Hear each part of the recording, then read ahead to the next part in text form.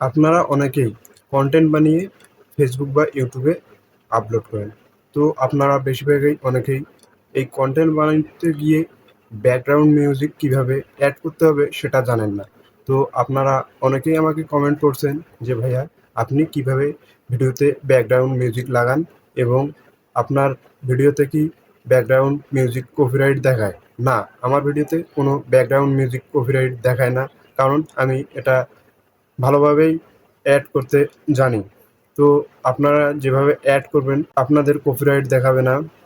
প্রথমে আপনারা আপনার গুগল প্লে স্টোর থেকে স্ক্রিন রেকর্ডার ডাউনলোড করে নেবেন। এরপরে সেটা স্ক্রিন রেকর্ড চালু করে ইউটিউব বা টিকটকে গিয়ে আপনার পছন্দ মতো ব্যাকগ্রাউন্ড চয়েস করে নেবেন এবং সেটি চালু করে স্ক্রিন রেকর্ডারের মাধ্যমে রেকর্ড করে পরবর্তীতে 10 থেকে 15 সেকেন্ড করে সেটা ভিডিওর মাধ্যমে অ্যাড করবেন, যাতে লং না হয় এবং আপনার ভোকাল ভয়েসের সাথে সেটা যেন সামঞ্জস্যপূর্ণ না হয়।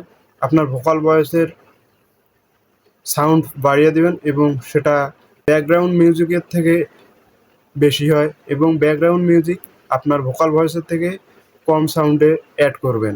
তাহলে আপনার ব্যাকগ্রাউন্ড মিউজিক কপিরাইট দেখাবে না। সবাই ভালো থাকবেন, সুস্থ থাকবেন। আল্লাহ হাফেজ।